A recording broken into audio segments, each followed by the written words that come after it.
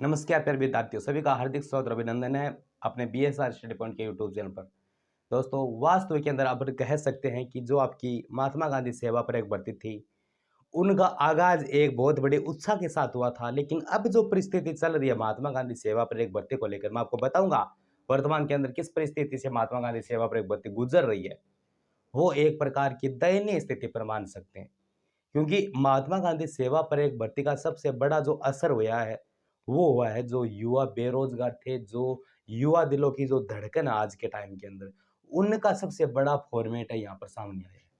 क्योंकि प्रिय विद्यार्थियों, मैं बता देता हूँ कि राजस्थान के अंदर सबसे बड़ी अब इसके अंदर सिर्फ एक ही पॉइंट लागू होता है, कैसे रे कि ये जो हाईकोर्ट का स्टे वगैरह है, ये हटने का चांस क्या है या फिर हटेगा नहीं हटेगा, कारण क्या है भाई।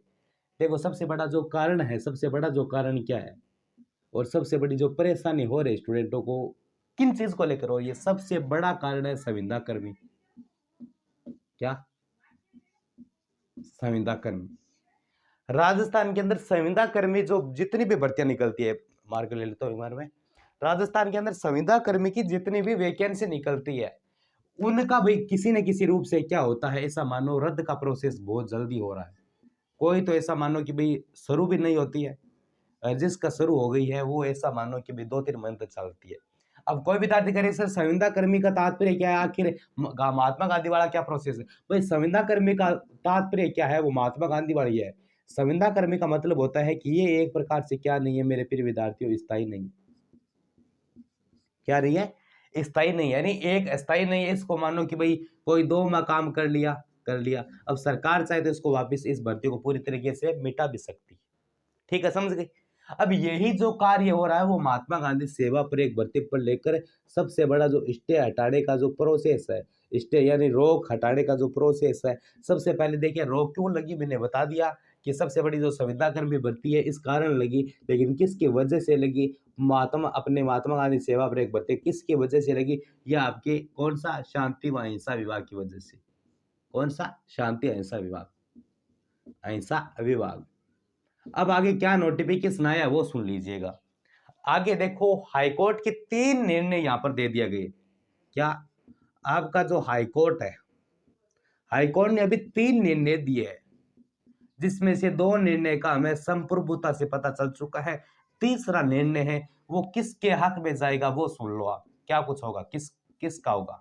ठीक है, तीसरा निर्णय किसका होगा। पहला क्या था? पहला था 19 अक्टूबर वाला निर्णय। सिर्फ और सिर्फ क्या हुई?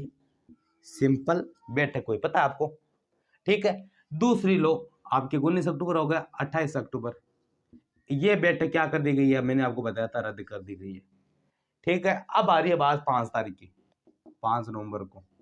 तो बिल्कुल 5 नवंबर को जो आपके इसके अंदर को जो निर्णय लिया जाएगा वो सिर्फ इस आधार का निर्णय लिया जाएगा कि आपकी जो आचार संहिता है,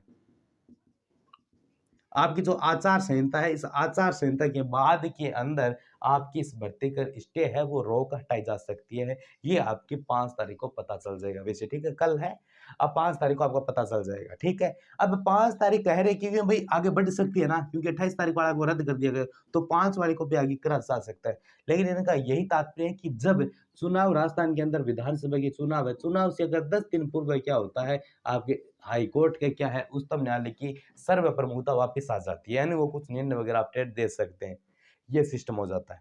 तो इसके आधार पर अपन कह सकते हैं कि आने वाले दिनों के अंदर जैसे ही हाईकोर्ट इसके ऊपर से स्टे वगैरह हटाएगा, तुरंत आपका जो मामला है किसके पास में जाएगा?